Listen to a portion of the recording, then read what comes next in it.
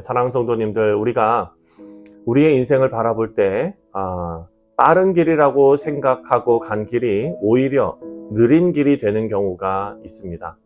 또 반대로 매우 돌아간다고 생각하는 길이 정작 빠른 길이 되는 경우도 있지요. 그렇다면 어떤 길로 가야 올바른 인생길을 걸어갈 수 있을지 오늘 본문을 통해서 우리가 한번 살펴보기를 원합니다. 사도 바울은 2년 동안이나 감옥에 있었습니다. 그리고 6차례 아주 긴 재판을 받았습니다. 아마도 정신적으로나 육체적으로 많이 지쳐 있었을 것입니다. 그리고 이제 드디어 사도 바울이 로마로 끌려가게 됩니다. 사실 바울은 로마로 가고 싶었지요. 그게 바울의 비전 아니었습니까? 그런데 사도 바울이 로마로 가게 된 것이 자기 자신의 어떤 노력이나 지혜나 이런 것으로 된 것이 아니라 하나님께서 이끌어 주셔서 가게 되었습니다. 사랑하는 성도님들, 이것이 첫 번째 진리입니다. 바로 우리 그리스도인들의 인생은 말씀대로 살아가는 것입니다. 하나님의 섭리 가운데 이루어지는 삶입니다.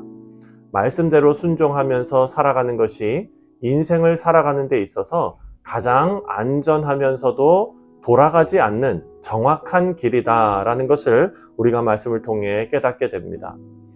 인생은 자기가 뜻하는 대로 이루어지는 경우가 거의 없지요. 저도 짧은 인생을 살아가면서 그런 것을 많이 느꼈습니다. 여러분들께서도 아마 많은 사건 가운데, 여러분의 인생 여정 가운데 그것을 되돌아보시면 여러분이 계획한 그대로 이루어지는 인생은 없다는 것을 아마 느끼게 될 것입니다. 이사야 말씀에 보면 이런 말씀이 있죠. 이사야 64장 8절 말씀, 여호와여 주는 우리 아버지이시니이다. 우리는 진흙이요 주는 토기장이시요 우리는 다 주의 손으로 지으신 것이라. 아멘. 사랑하는 성도님들, 이것이 올바른 신앙 고백 아니겠습니까? 토기장이 되신 하나님께서 우리의 인생을 빚어가시는 것입니다. 그 의지는 토기장이의 것이지 진흙의 것이 아니라는 것이죠. 그래서 우리의 뜻이 하나님의 뜻과 만났을 때 인간은 큰 행복을 느낍니다. 내가 바라고 원하는 것이 하나님께서 바라고 원하는 것이라면 그것이 얼마나 기쁜 일이겠습니까? 그래서 우리의 기도는 나를 빚어주소서가 되어야 될 줄 믿습니다. 하나님의 뜻은 말씀대로 우리가 순종하며 사는 것입니다. 다른 말로 성령 하나님께서 인도하시는 대로 살겠습니다 라는 고백이 기도를 통해서 또 우리의 삶을 통해서 터져 나오시기를 바랍니다. 하나님의 뜻 가운데로 로마를 변화시키는 그 계획이 바울에게 있었습니다. 하나님의 뜻을 붙들고 사도 바울은 꿈을 꾸는 것입니다. 나도 로마에 가서 황제 앞에서 복음을 전하고 싶습니다. 하나님의 뜻과 일치한 삶을 살고 싶습니다. 게다가 사도 바울은요, 방법조차도 자기 마음대로 하지 않고 하나님의 뜻을 따라 가게 되었습니다. 그런데 사도 바울을 로마로 보내시겠다는 하나님의 뜻 가운데 실제로 벌어진 것은 우리가 잘 아는 대로, 지금까지 묵상한 대로 감옥에 갇혀 있는 것이었습니다. 얼마나 답답했습니까? 감옥에 있어서 답답했다기보다도 복음의 열정을 가지고 빨리 가서 말씀을 전하고 싶은데, 사람들을 구원하는 그 일에 쓰임받고 싶은데 그것을 하지 못하고 시간만 흘러가고 있는 상황이 많이 답답했을 것입니다. 우리가 신앙생활을 하면서 하나님께 느끼는 불경스러운 생각이 바로 이것입니다. 하나님 좀 빨리 해결해 주시면 안 될까요? 마치 지금 1년이 10년처럼 느껴지는 그런 군대 안에 있는 사람처럼, 감옥 안에 있는 바울처럼 하나님은 왜 이렇게 느리게 일하실까? 여러분, 이것이 우리의 생각이지요. 사도 바울이 감옥에 갇혀 있는 게 과연 느린 길이었는가? 오늘 본문 말씀을 보면 절대 느린 길이 아니었습니다. 사도 바울을 죽이려고 우리가 잘 아는 대로 먹지도 마시지도 않는 사람이 40명이 넘습니다. 하나님께서 안전하게 지금 지켜주시는 겁니다. 감옥에서 지켜주고 계십니다. 그리고 로마까지 바울이 스스로 이동했다면 얼마나 많은 돈이 들었을 것이고 또 얼마나 위험한 일이 있었겠습니까? 지금 사도 바울은 돈 하나 들이지 않고 안전하게 로마 군대의 호위를 받으면서 로마로 가게 되었습니다. 놀라운 일입니다. 감옥 안에서 조바심 내면서 하나님 빨리요 빨리요 할 필요가 없었던 것이죠. 왜냐하면 하나님의 계획은 언제나 완벽하시기 때문입니다. 그래서 우리는 로마서 8장 28절 말씀의 고백을 우리가 하나님 앞에 합니다. 로마서 8장 28절입니다. 우리가 알거니와 하나님을 사랑하는 자, 곧 그 뜻대로 부르심을 입은 자들에게는 모든 것이 합력하여 선을 이루느니라. 아멘. 내 뜻이 아니라 하나님의 뜻이 가장 좋은 길이다 라는 것을 알 수 있습니다. 우리가 인생의 작은 부분을 놓고 봤을 때 하나님의 응답이 너무 느린 것 같이 느껴질 수 있지만, 하나님 언제 응답해 주십니까? 답답해하는 우리들이지만 하나님 말씀보다 더 빠른 길은 없습니다. 자, 두 번째로 하나님의 말씀대로 사는 사람은 인격적인 사람이 됩니다. 여러분, 인격적인 사람은 다른 사람에게 신뢰를 주고 교회 안에서도 어떤 직분이 주는 리더십 말고 믿음의 인격이 주는 리더십이 있습니다. 직분과 상관없이 그 인생 자체에서 풍겨나오는 그런 인격이 주는 리더십이 있습니다. 이런 분들이 진정한 어른이죠. 그분이 기도하면 함께 기도하게 되고, 그분이 앞장서서 봉사하면 따라서 봉사하게 되는 리더십입니다. 어떤 권위가 주는 리더십이 아니라 믿음의 인격이 주는 리더십이 있습니다.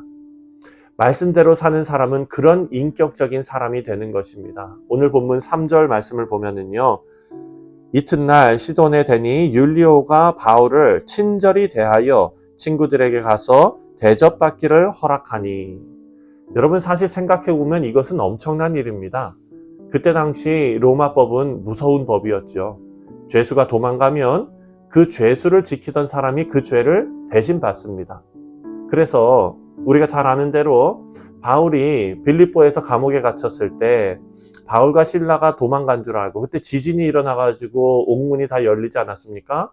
그때 그 바울과 실라가 도망간 줄 알고 간수가 자결하려고 하지 않았습니까? 그런데 사도 바울에게 지금 오늘 본문 말씀을 보니까 친절을 베풀어서 대접을 받도록 허락한 것은 사도 바울이 그만큼 함께 있던 사람들에게 신뢰를 받는 사람이었다라는 것을 알 수 있습니다. 어떻게 그런 신뢰를 줄 수 있었을까? 그것은 바울의 지위 때문이 아니죠. 왜냐하면 바울은 지금 죄수 아닙니까? 권력이 있었던 것도 아닙니다. 아무것도 없는 죄인뿐이었는데, 그것은 믿음에서부터 나오는 신앙 인격 때문에 그런 대우를 받을 수가 있었습니다.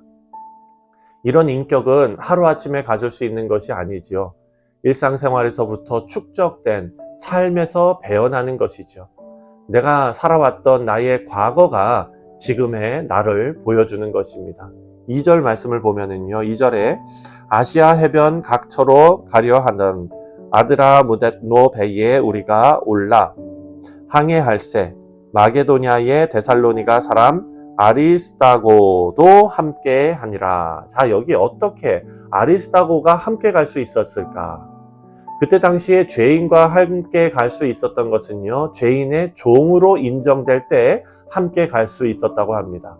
그러니까 이 아리스다고가 바울과 함께 로마로 갈 수 있었던 것은 아리스다고가 바울의 종으로 여겨졌기 때문에 갈 수 있었다는 거예요. 이 사람이 누구냐? 바로 데살로니가에서 그 불량배들이 나타나서 사도 바울이 도망하던 때에 나왔던 사람이 바로 이 아리스다고입니다. 그 사람이 사도 바울이 로마로 끌려가는 이때에도 동행하고 있었다라는 겁니다.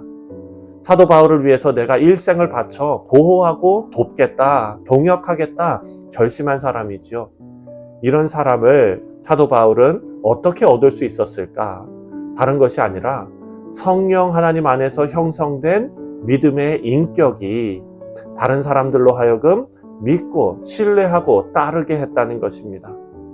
우리 사랑하는 성도님들, 오늘 우리가 이 말씀을 통해서 한번 생각해 보기를 원합니다. 하나님께서 우리에게 허락하신 이 단 한 번뿐인 이 인생에 우리가 이 인생을 어떻게 살아야 할 것인가? 말씀대로 순종하며 살아야겠습니다. 그것이 첫 번째입니다. 그렇게 되면 성령님께 붙들림 받고 믿음의 사람으로 변화받습니다. 인격적인 사람이 되는 것입니다. 그렇게 믿음의 사람이 되면 주위 사람들에게 신뢰를 주는 사람이 될 것입니다. 권위가 주는 리더십이 아니라 믿음의 인격에서 나오는 리더십이 생기게 될 줄 믿습니다. 그래서 우리는 세상에서 이런 선한 영향력을 끼치며 하나님의 뜻에 맞는 하나님의 나라를 확장하는 데 귀히 쓰임받는 사람들이 다 될 줄 믿습니다. 바라고 원하기는 오늘 하루를 살아가시는 우리 모두에게 이런 은혜가 함께 있기를 간절히 소원합니다.